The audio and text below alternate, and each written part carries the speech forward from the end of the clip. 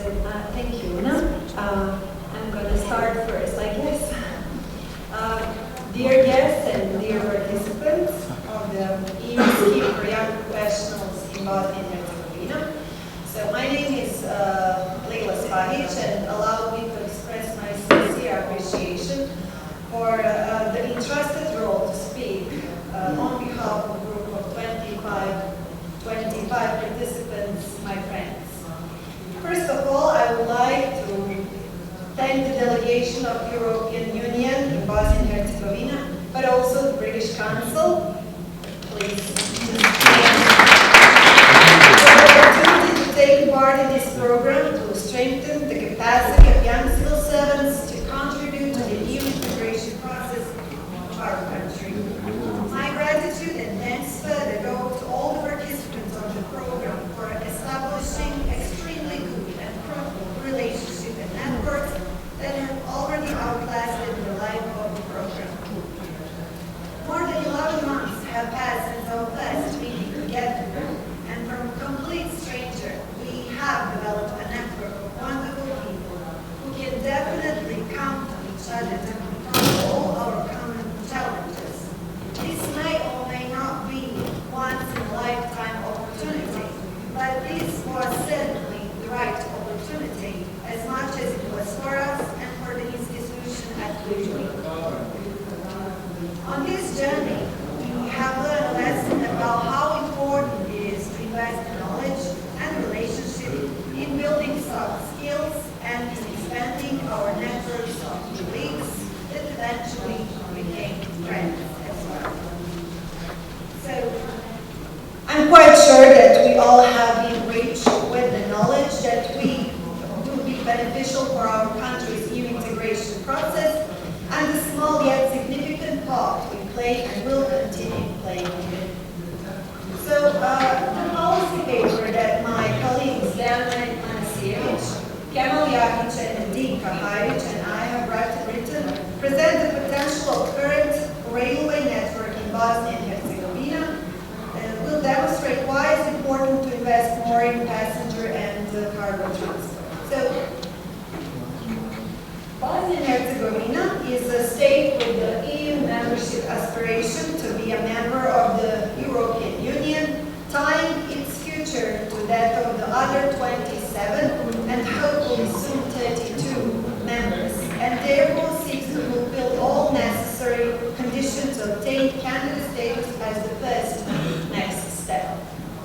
To achieve this goal and foster reforms, the EU provides financial assistance to Bosnia and Herzegovina through pre-accession assistance called IPA.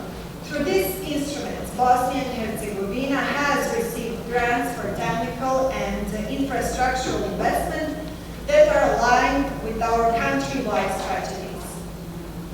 Furthermore, the European Commission has adopted a set of proposals in 2019 to make EU's climate, energy, transport, and taxation policy fit for reducing net greenhouse gas emissions.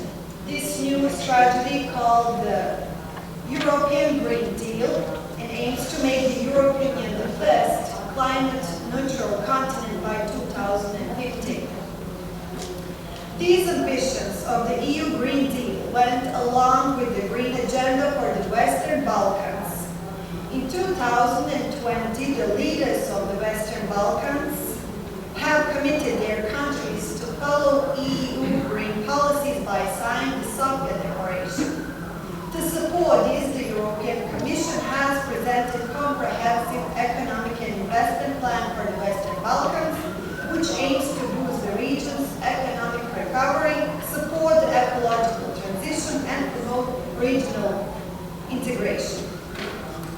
As part of the transition to more sustainable transport, the EU has declared the year 2021 as the year of railways in Europe, promoting the use of railways for traveling and business.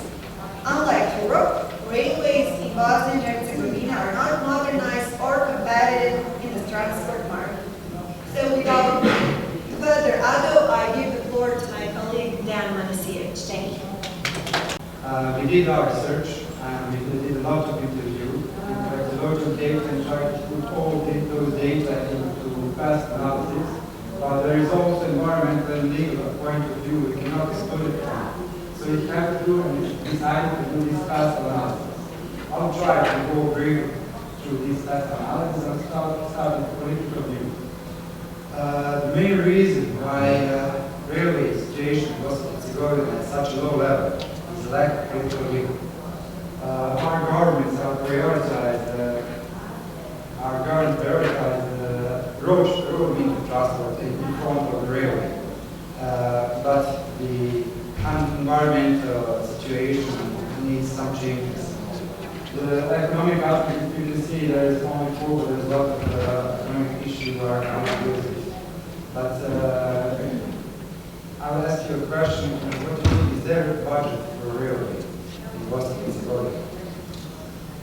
Yeah, there is a budget and it's not a small budget, but most of the budget goes for maintaining the railroads and all railroads and for salary rates. And another topic for economic, I must mention that all our railway countries are in big debt. And while also there are new funds which are available for railway development for Western Balkan countries, but our country is not using them. Another aspect, social, our citizens and foreigners also need to use the railway transport, but it's not competitive at all according to road transport and using the personal vehicles. Technological aspect, when we collect data about the technological aspect, I must mention that at start of this topic, when we choose this topic, we were thinking about some digitalization in railway sector, about some user-friendly app for arrivals and departures of the trains. But I already mentioned the infrastructure of railroads are very old. It's not most, but lot of tracks are not electrified and need modernization. And when we did all these improvements, then we can think about some new friendly app for trains. The environmental, it seems that Bosnia and Herzegovina is not implementing this European Green Agenda yet. It's, you can see we have a lot of polluted city and it's overcrowded with road traffic. We are here now in Sarajevo. There is a curtain on the window. But if you go through this window, if you see through this window, you will see Sarajevo. This is the exact example of one polluted city, how polluted city can be. And the last one, legal aspect, is always a complex one, and in our country, it's even more complex. We have two entities, and Brčko district, we have two railways laws which are not harmonized. And there is also, above all, EU laws, which these two laws have to be harmonized. And EU gave us 4 railway packages.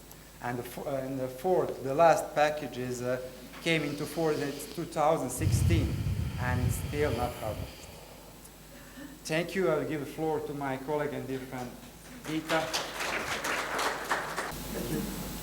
Hello everyone. I will present to you the key findings of our research on railway development in our country. The law on railways of Bosnia and Herzegovina was adopted in 2005, and it tends to reflect European Union directives. To comply with this law and to comply with the EU requirements, our entities that manages the public railway companies within their territories should take a number of actions.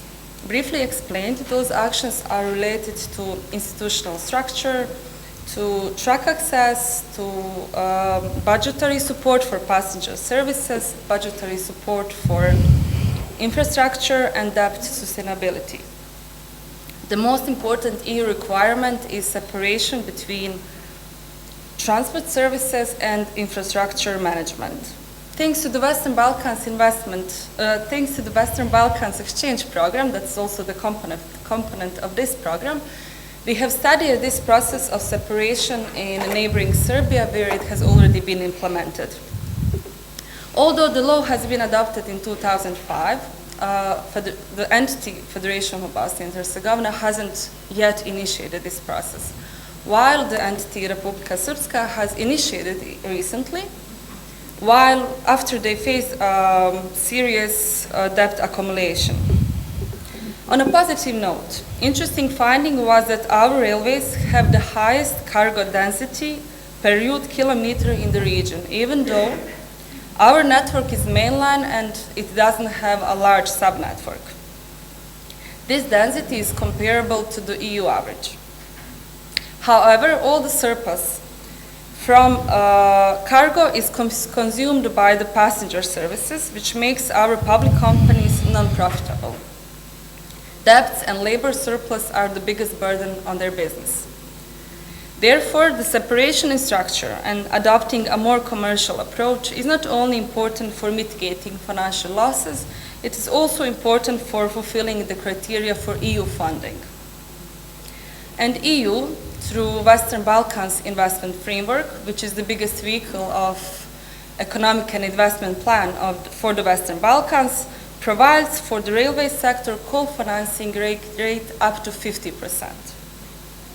Speaking of financial aspect of railway development is very important because, as we have mentioned earlier, the debts are the biggest burden on the public companies. Therefore, addressing necessary reforms in railway sector by entity governments is essential in making a positive business environment in which governments will receive fundings from international creditors, but also from be granted EU funds. The blending of financial resources is it's actually the core feature of the Western Balkans Investment Framework. And lastly, I will share with you another interesting finding, especially concerning the green agenda and ongoing environmental challenges.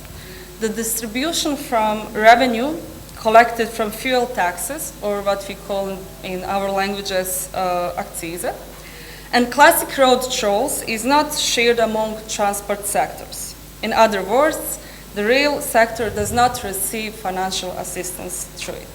Thank you very much. So, in conclusion, there are a few main messages which we have aimed to advocate throughout our policy paper. First of all, Europe is fully interconnected by railways which the European citizens use freely to travel and to work throughout the continent. On the contrary, the situation in the Western Balkans is different. The citizens use mostly personal vehicles as a means of transport, since the railways are practically non-existent. We believe that the Western Balkans must be connected via railway to the rest of Europe to boost travel, economy growth, and reduce greenhouse gases and emissions. Rails are especially popular among youth. Therefore, we as young civil servants and citizens of our country wish to bring this topic into discourse. The second important message is that our country must strengthen its capacities in the implementation of strategic goals, and our public service has to be ready to carry out integration process and utilize available EU pre-accession funds. With this knowledge, the opportunity of the EU membership will be fully utilized for the socio-economic development of the country. And as the presentation has come to an end, we wish to share this quote: even if you're on the right track, you'll get run over if you just sit. Thank you.